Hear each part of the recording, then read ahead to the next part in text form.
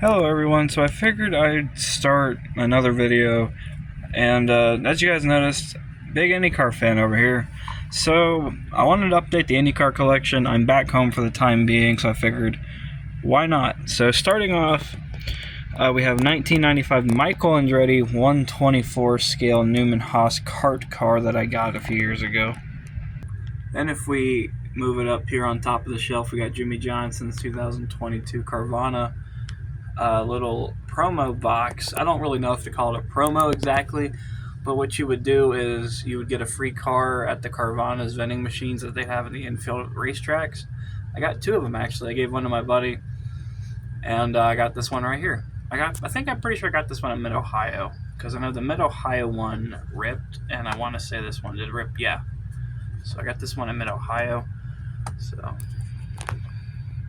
now if we move over here, we'll go to the boxed section I got hanging on the wall. Start off 2022 Scott Dixon signed 164. Got him to sign that at Mid-Ohio.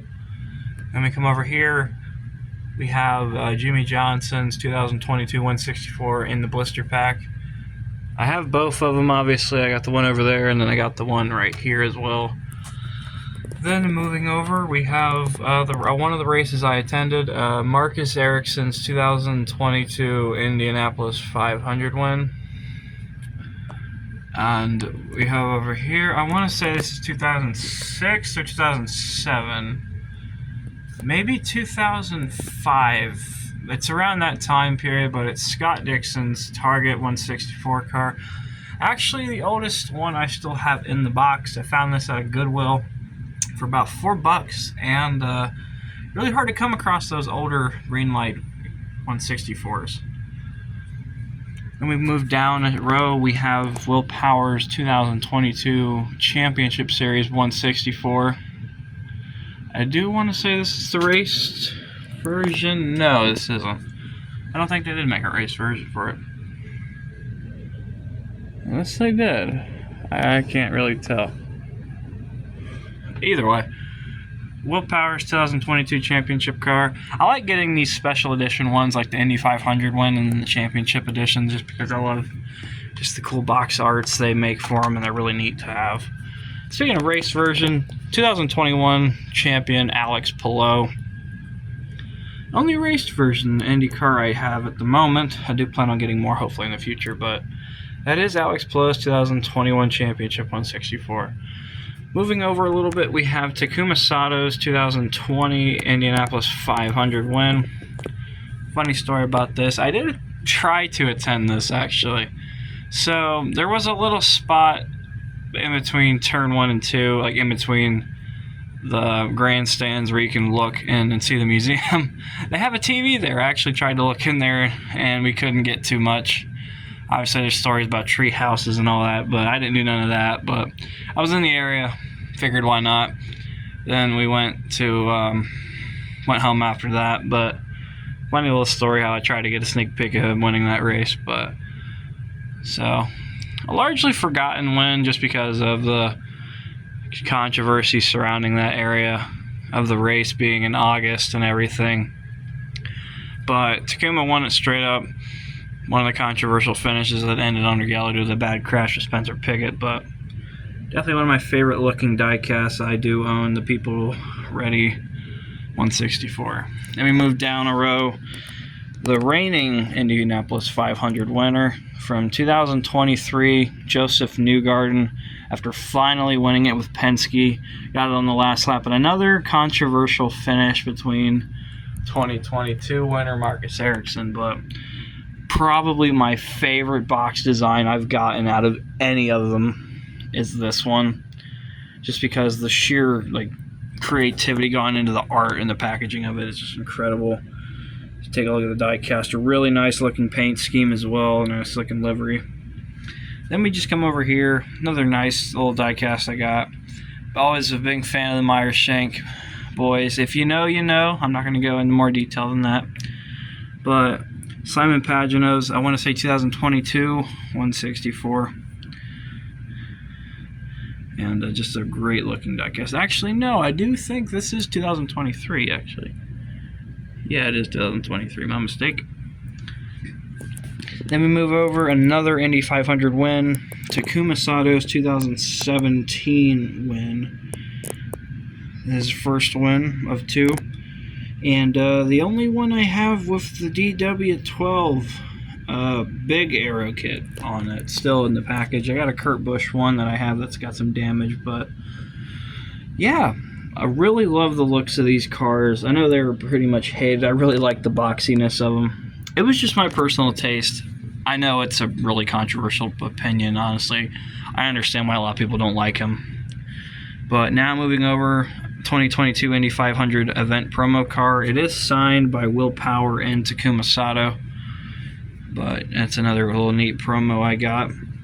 Then we move over. I actually got this the other day at the Eclipse at Indianapolis Motor Speedway, signed by Ed Carpenter. And there it is right there. Really nice looking paint scheme. The gold on the nose cone, the winglet, and the roll hoop definitely plays out. Then probably the most anticipated ride of the season at this point. Actually just went second quick as I'm recording this. The night of day 1 of the 2024 Indy 500 test. So Kyle Larson definitely setting a little bit of a precedent, trying to see that he's not here to just play around. So definitely can't wait to see how he does. I'll be at bump day. Okay, my mistake, I had to do some real quick. So I will be at bump day, so hopefully to see him do pretty good. I'll be at the 600, so hopefully to see him do good in the 600 the week after. Then the last of the ones I just recently got, the 2024 Solar Eclipse promo signed by Tony Kanaan, 164. Definitely one of my favorite promo diecasts that I happen to have. Alright, now we get into some of the loose stuff we do. We have a 1999, I think this is Hot Wheels actually. No, Johnny Lightning. Jeff Ward's 1999 IRL Yahoo 164 car. The only late 90s IRL car I happen to have at the moment. And another really neat looking one. Really obscure, kind of forgotten paint scheme, but definitely one of my favorites that I happen to have. Continuing with the trend of Johnny Lightning diecast, we happen to have, I want to say this is a 1976 AJ Foyt Gilmore Foyt Racing number 14 164. Most people do remember this car being red. I don't know why this particular diecast is yellow, but when I found it in a baggie at a thrift store, it included some other cool looking cars, and this just happened to be a part of it. And this is a pretty perfect model of the Gilmore Foyt car from the 70s, but the only primary difference, is probably the most important fact, is that this happens to be yellow instead of red. So let me know what your guys' thoughts are on that. Definitely an intriguing one I happen to have. Continuing with Johnny Lightning, we got 2 more Johnny Lightnings after this, then we move on to the ones you guys probably remember. But this is one of the Dan Gurney Eagle 48 cars from the 70s. I want to say 75 it is, but I want to say this was driven by one of the Unsers. I think Bobby Unser to be exact, but no, another one that I found at a thrift store, and just another one of those older 500 cars that Johnny Lightning made. This car in particular, I do want to say did win. I want to say it was either the 1974 or 1975 Indy 500, and that's where I got this from. But definitely a really neat looking car. One of the older ones, of course. The older ones are always nice to have. Just really cool to see just how far the sport has evolved from. Now we move over to a very iconic car. Mario Andretti's 1969 Andy Granatelli STP for number 2 Indy car that he won the 1969 Indianapolis 500 with.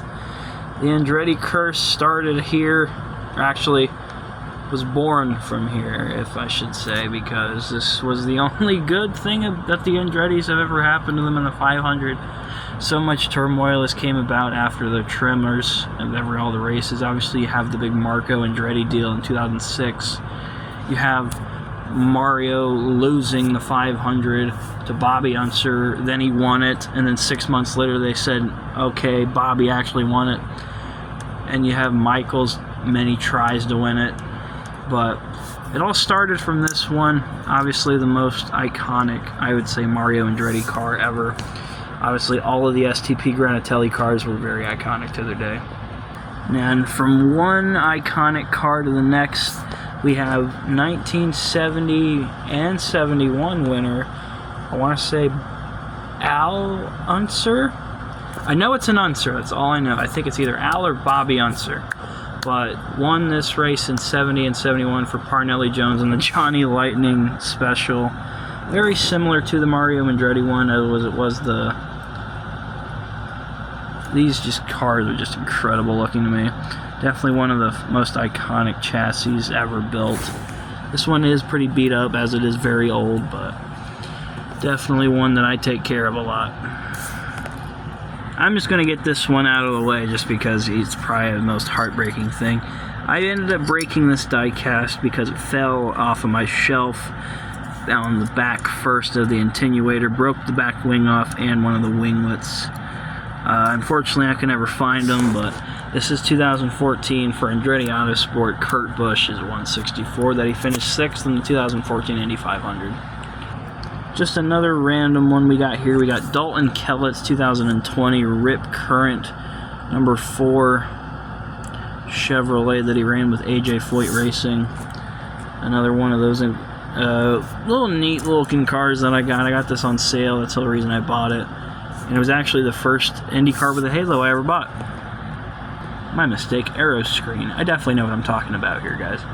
Now we move on to probably my favorite current driver, just because I live in Columbus, Ohio, and the Ray Halls are obviously synonymous with this town. That and Meyershank Racing. But Bobby Rahal, obviously, then you have Graham Rahal's United Rentals car from 2019 that he ran so strong with in the 500.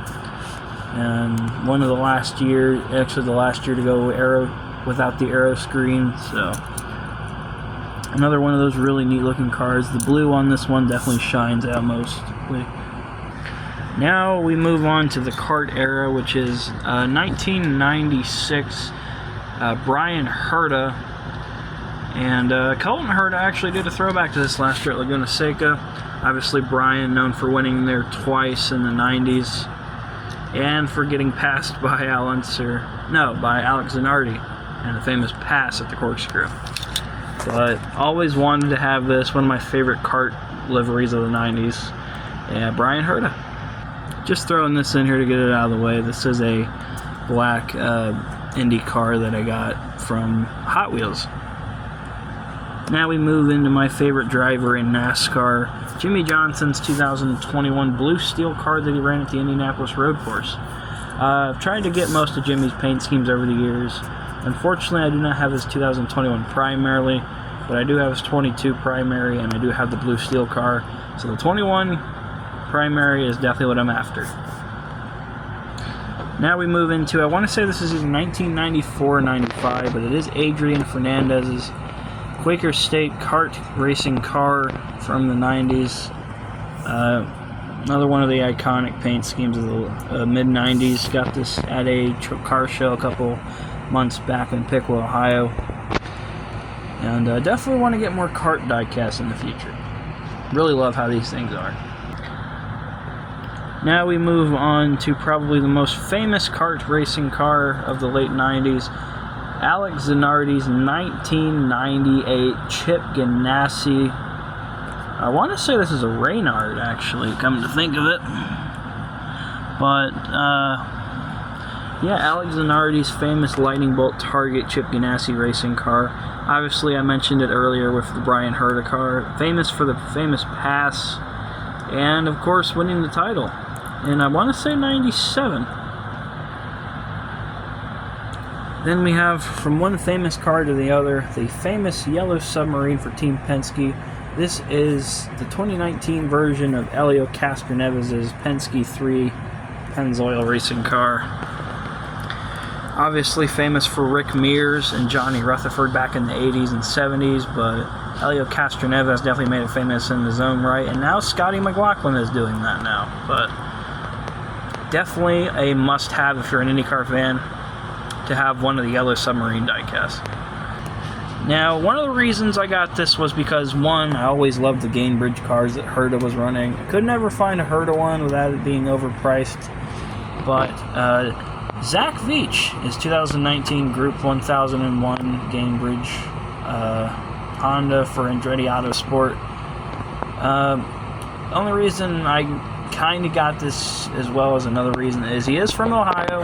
I live in Ohio, and really like having it. Then we move into probably the last 164. Actually, it's not probably. This is the last 164 IndyCar I do happen to have. Mike Conway's 2010 Dad's Root Beer 164, number 24. That most famously in the 2010 Indianapolis 500 flew into the catch fence on the last lap.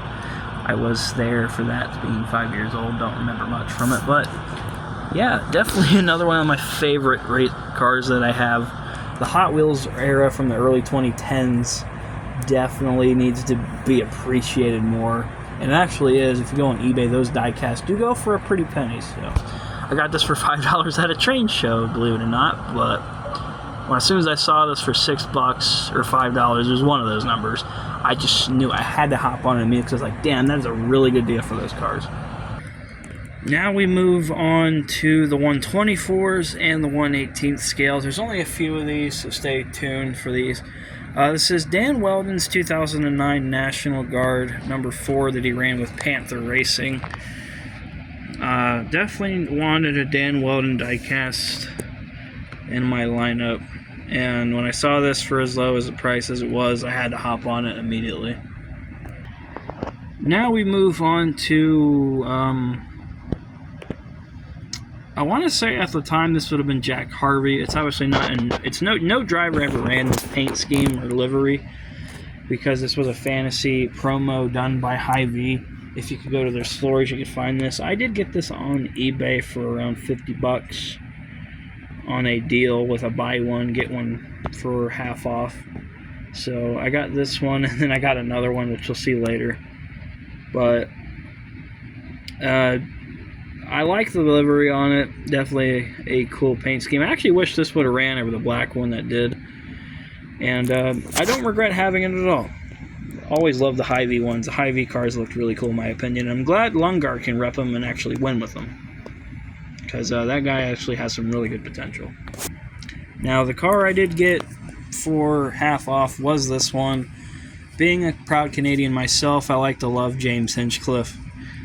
His last car he ran before he went to the booth full time. His 2020 Genesis, I think it was 21 actually.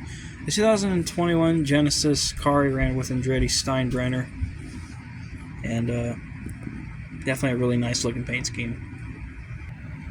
Now we have probably the most money I ever spent for an IndyCar diecast. Remember, I spent $90 for this at a diecast shop in Columbus, Ohio. It is Tony Stewart's 2001 Target Chip Ganassi Oldsmobile. Famous for running the double, and this was the race where he finished the best he ever did in the 500. Really neat little feature. The top engine cover does come off, as you can see a look at the Oldsmobile Chevrolet motor, or the Chevrolet motor in there. And the suspension cover does come off too on the front. And there is a little Tony Stewart in there. So I want to thank y'all for watching. If you did make it this far, comment that you did. And without further ado, I said that completely wrong. Anyway, I'll see y'all in the next video. Don't know if I'll have anything out soon. I'm trying to get the 164 NASCAR collection video done. That has already been recorded, but I don't know when I'll have the time to upload that. But if you see it soon. If you don't, you will eventually. So that probably made no sense to y'all. But anyway, I'll see y'all next time. Goodbye.